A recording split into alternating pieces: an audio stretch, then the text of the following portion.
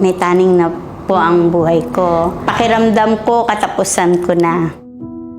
Matagal na po akong may diabetes. May diabetes po ako at nagluluwa po ang aking mga mata. 2019, ako po ay bedridden na. Konting kilos ko, natutumba ako dahil po sa sobrang taas ng aking sugar. Hindi na po maigalaw yung aking mga kamay. Kaya po, hindi na po ako nung nakakabiyahe. Lagi na lang po ako nung nasa bahay. Dahil po hindi na po makontrol yung taas ng sugar ko, asap na ooperahan ako sa baga. Dahil sa sobrang taas ng aking diabetes, nagpuputukan yung mga peklat ko sa baga ko. Nagbo-blow po ako ng dugo. May kamahalan din po yun, yung pagpapa-opera sa akin. Sabi ko sa anak ko, anak, ayoko magpa-opera. Pinapagpasadyos ko na lang po talaga yung karamdaman ko nun. Hindi ko na po alam kung anong gagawin ko eh. Total, mamamatay na rin lang ako.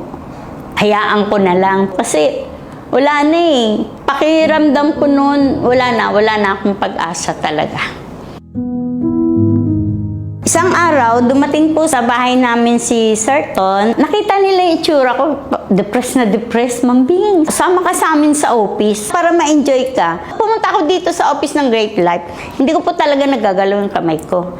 Then yung mata ko, tulo ng tulo yung isang mata ko lang naman po nun. Habang nagde-demo si Sir Ton, nagpainom po siya ng kape. Ininom ko po yun, ininom ko. Pero yung tissue, marami na kasi nagluluwa talaga yung mata ko nun. Nagtataka po ako, hindi na ako humuhugot ng tissue para sa mata ko. Lumapit po ako kay Ma'am Teens.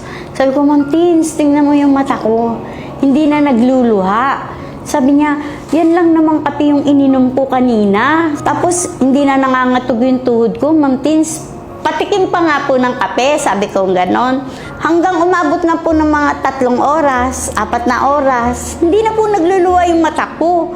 Yung sa kape pa lang po, parang natuwa na yung mga anak ko kasi hindi na talaga nagluluha yung mata ko. Sabi ko, try ko kaya itong mga food supplement. Mas maganda daw po kasi kung gluta muna yung maglilinis ng buong katawan ko nun. So, inuna ko muna si gluta.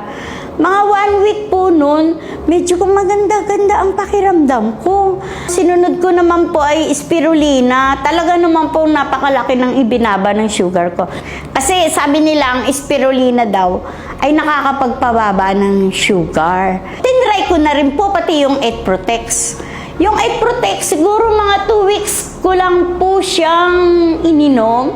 Then, sinabayan ko ng spirulina at gluta. Awa po ng Diyos, nagagalaw ko na rin po pati kamay ko.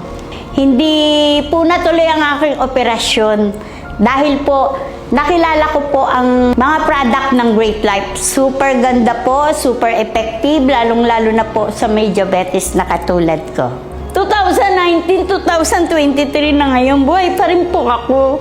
Sobrang payat ko na po noon at lagi, hindi ko na po maigalaw yung kamay ko, lagi nagluluwa ang mata ko.